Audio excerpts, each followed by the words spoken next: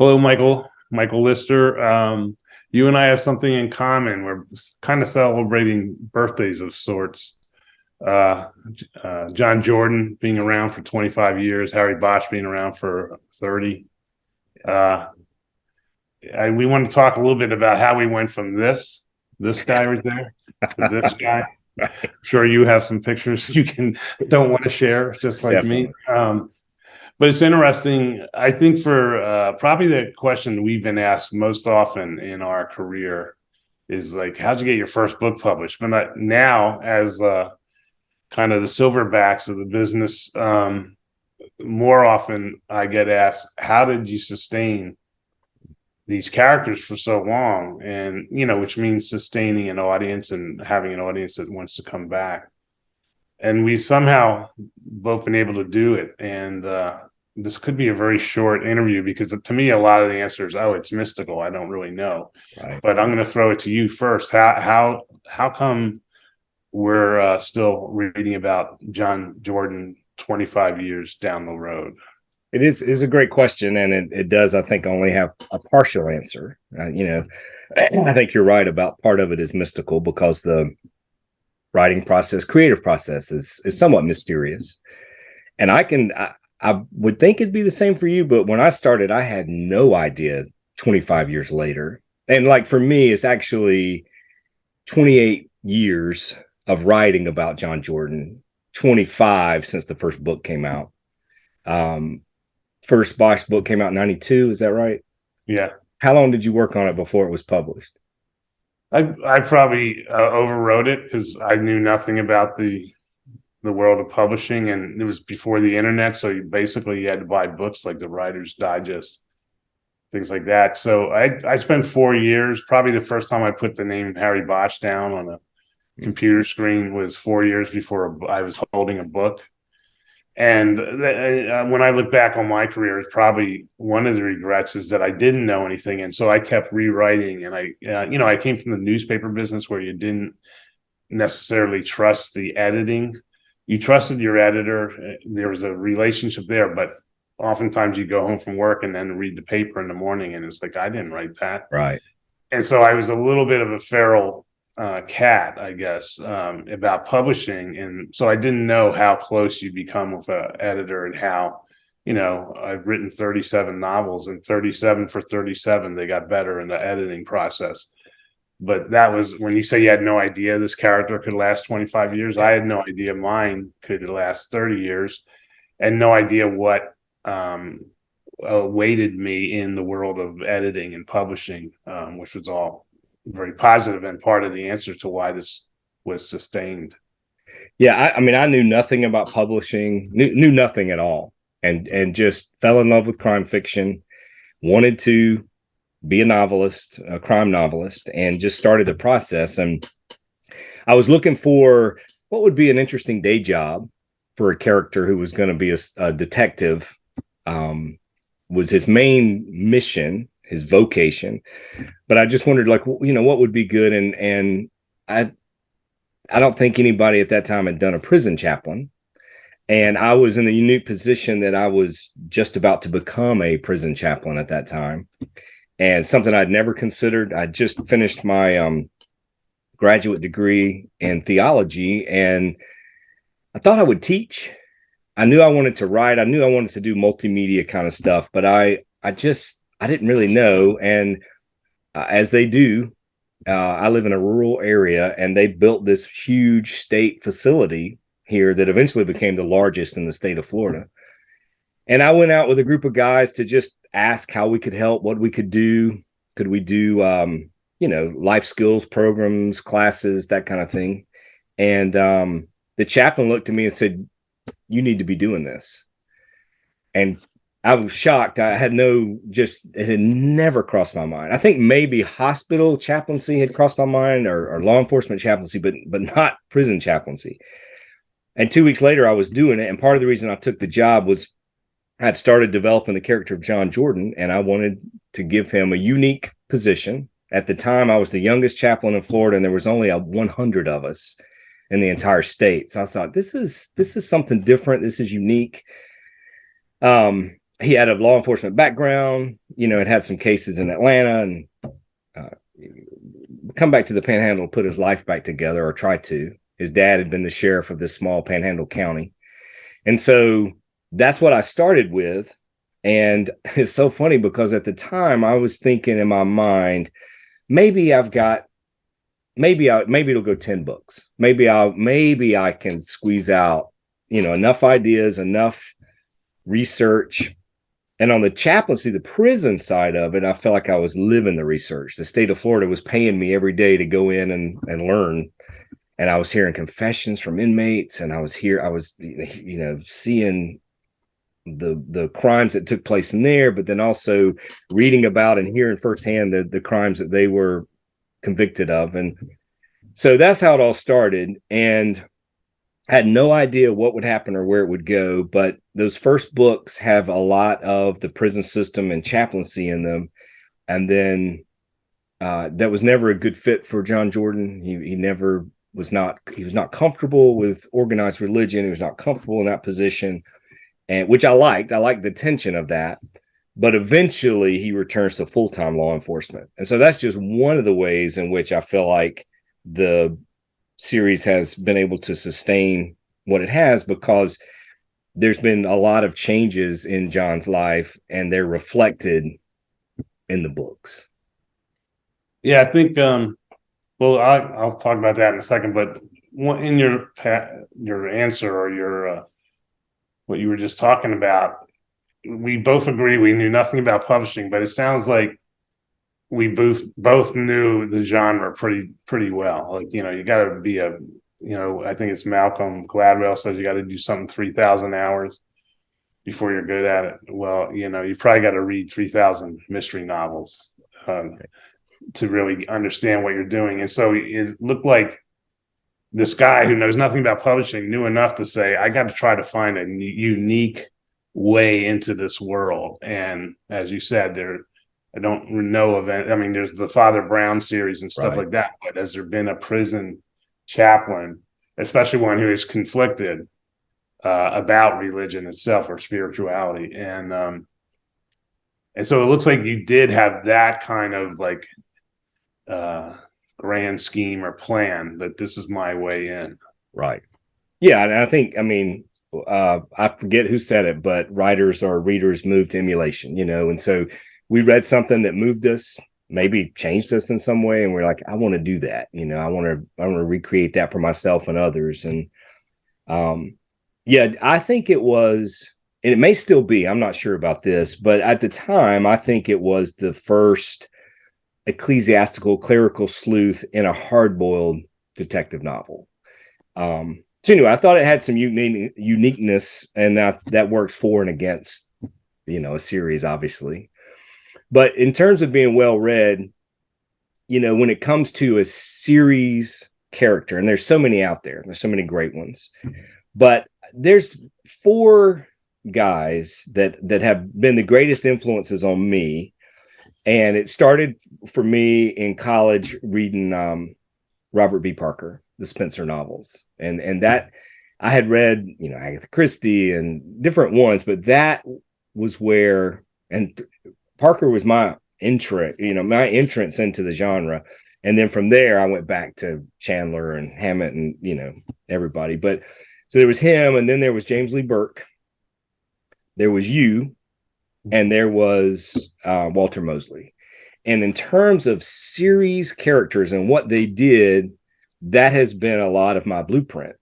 And I'm not just saying this. I feel like you've done it better than anybody. I feel like it was, you can choose to age your character sort of in real time or not. Parker seems sort of to, and then not to. And it's interesting because his series lives on long after his death. They're still writing them, and they've sort of, I think, made the choice to keep him ageless or at a certain age.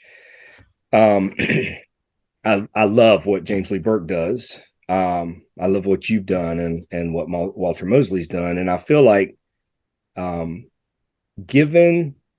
think once you put certain dates, like for me, there was, John was an actual person and was an actual age, But in the books, when I said he ran into the Atlanta child murderer in the Omni Hotel in Atlanta on this date, from then on, it was like, okay, that's how old he is, and that's how he's going to, and I'm going to age him moving forward. And so when things happen like the pandemic, and before that, for us, when Hurricane Michael hit our region and just devastated this area in 2018, I wrote 2 books that happened during that time, because I'm writing essentially in real time. And then later I wrote a pandemic book where John is dealing with these things in addition to law enforcement and family and all the other things, the case he's working, these real life incidences come in. Yeah, I mean, as you say, it's a choice. To me, it's the only choice. I mean, I think it elevates what you're doing if you're at characters and time goes by in real time. Because I think that connects better to the reader. Yeah, how someone dealt with the hurricane or the pandemic and so forth. You said before about these switchbacks is what I call them. To sustain a series, it's like you face this thing. Okay, well, I got published and I got some good reviews and I have some level of success. Shouldn't I just keep hitting that over and over again? And I think some people do and some people don't. And I don't know. I just felt the need to.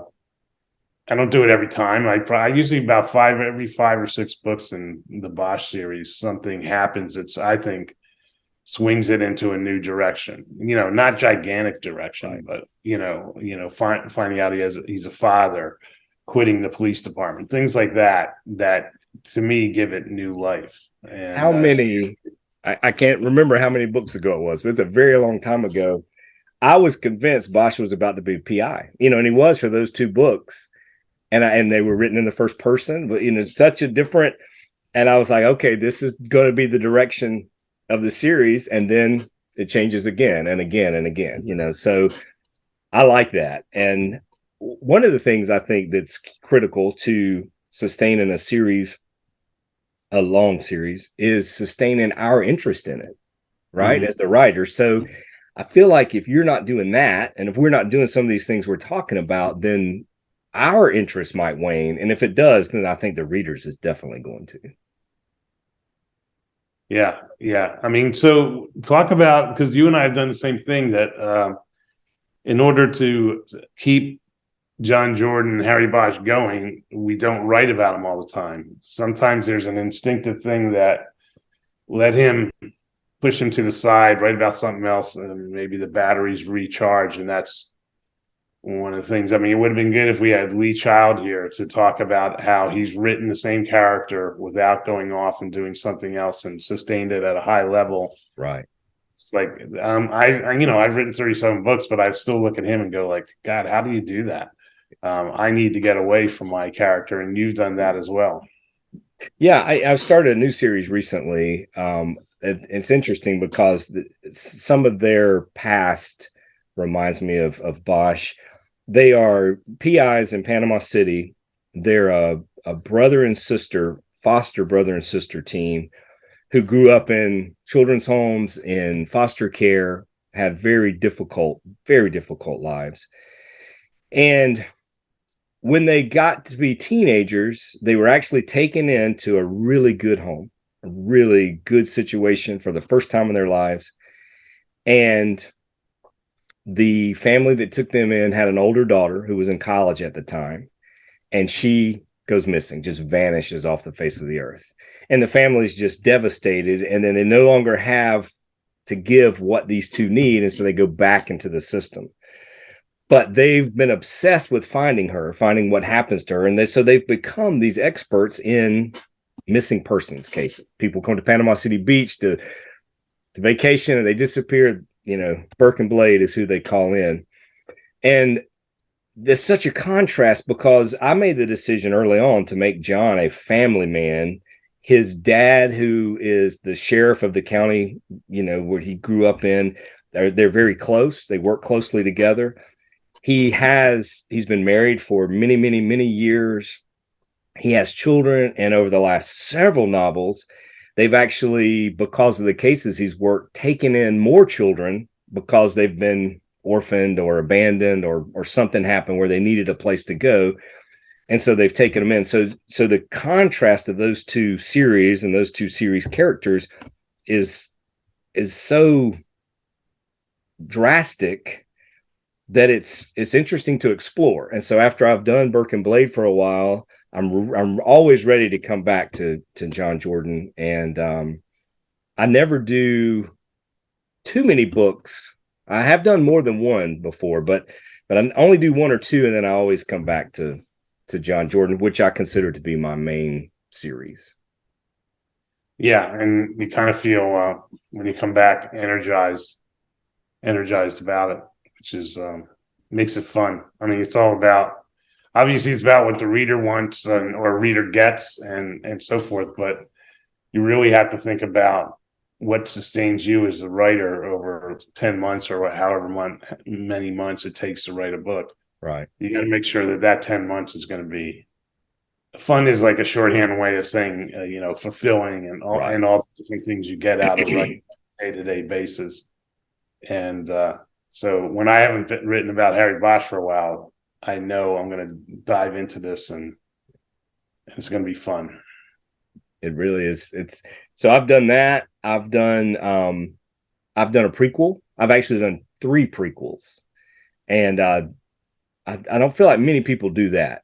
Actually, go where the entire book is going back. And so, like in Innocent Blood, it starts with John Jordan as a 12-year-old. He encounters the Atlanta child murderer, and so he becomes obsessed with that case. Then it shows his college years where he moves to Atlanta to investigate that case. I have these Atlanta books are in his early 20s. I mentioned changing his job. So he went from a prison chaplain who is at heart a detective to becoming a sheriff's investigator when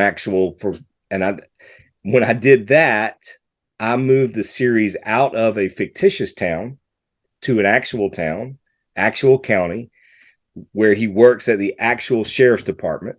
And my childhood friend is the sheriff of that department and has been a consultant on the books for probably 15 years now, maybe more. And so that gave me a lot to do that change. At that time, what I also did, and what you did when the first time Harry was a PI, left the force, you changed to first person. I've only ever written about John Jordan in first person, but when this big change that happened, all 3 of these things happened at once. The other thing I did was started writing in present tense. It has always been past tense before that, and I really liked it. I liked it, signified the change that was happening in the series, right. And I liked so I've stuck with that, and that's been a significant change for me, and I think the series. And then the last thing that I've done is more and more I have been inspired by actual true crime cases and doing deep dives into these cases that are baffling and interesting. I can't get enough of the research. And so in some cases, I've actually brought the true crime case into the book by name. The Atlanta child murderer, or Maura Murray, or whoever it happens to be, they're actually referenced, and my case will run parallel. Other times I've taken elements of those cases and then fictionalized them and brought them in. But that has inspired me and given me a whole new lease on this series. Probably the last 10 books or more have been, almost every one without fail has been inspired by an actual unsolved true crime case.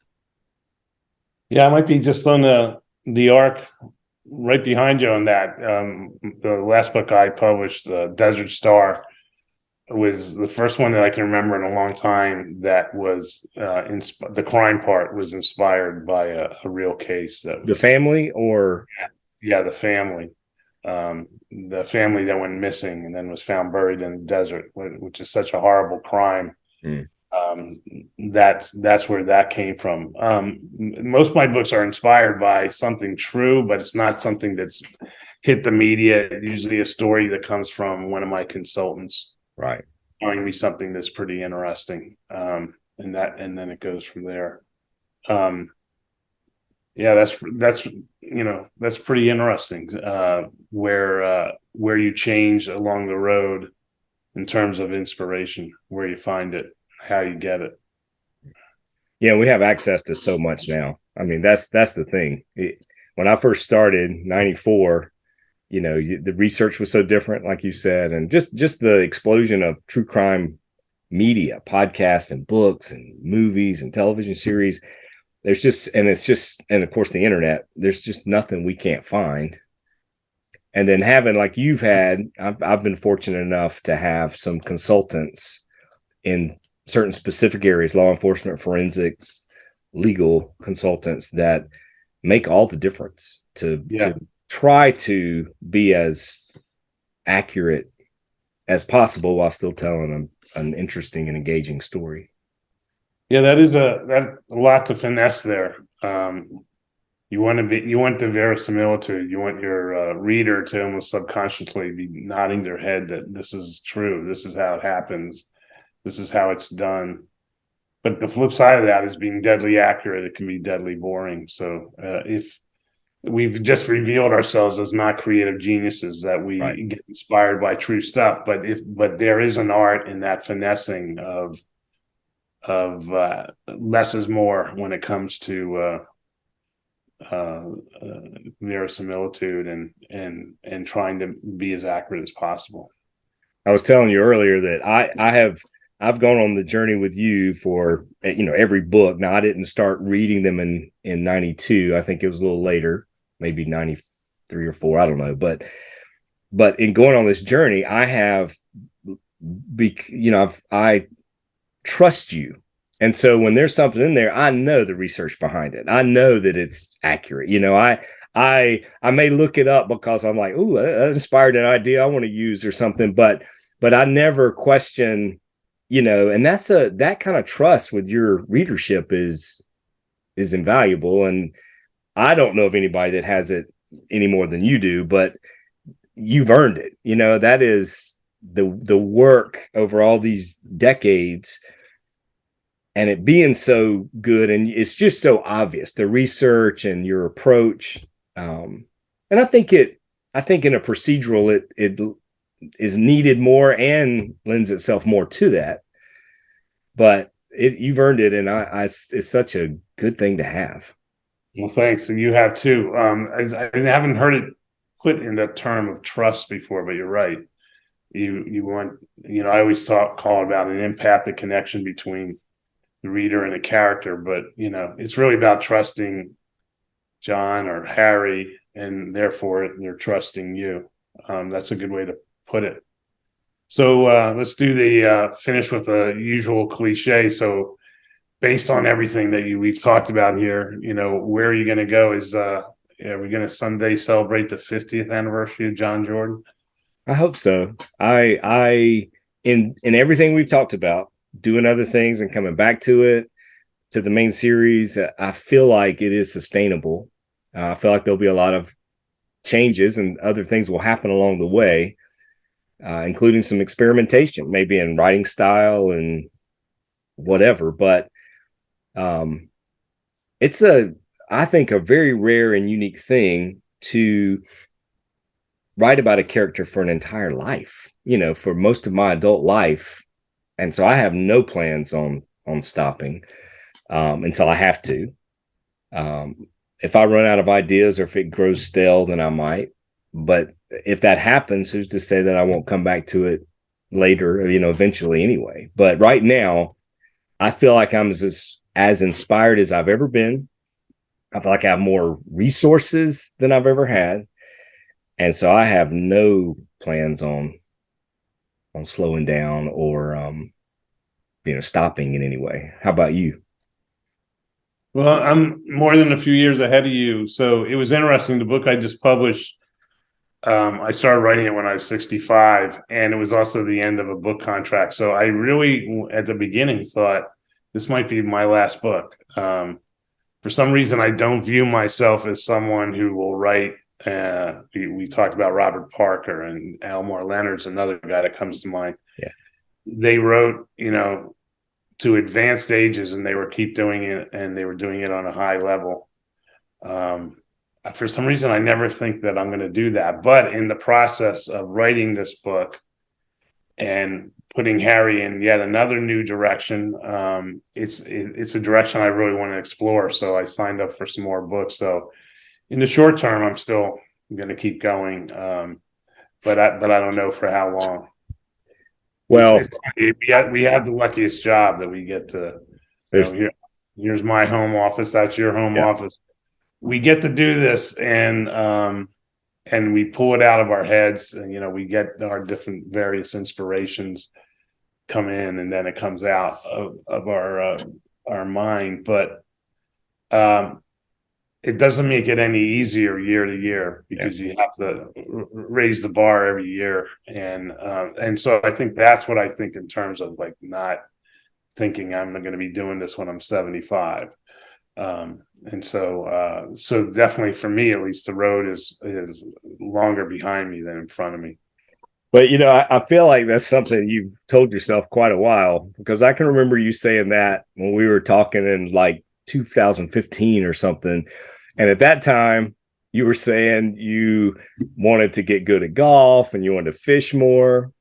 And then there's been TV shows, more and more books. And so maybe that's just something you tell yourself. And yet, just no, I still tell myself that, and I haven't gotten better at golf. So it's still out there, I think, waiting for me at some point. Well, as a devout reader, happy anniversary, happy 30th anniversary, and please don't stop anytime soon. Happy anniversary to you, and keep it going. You too. Thank you so much. Sure. Take care.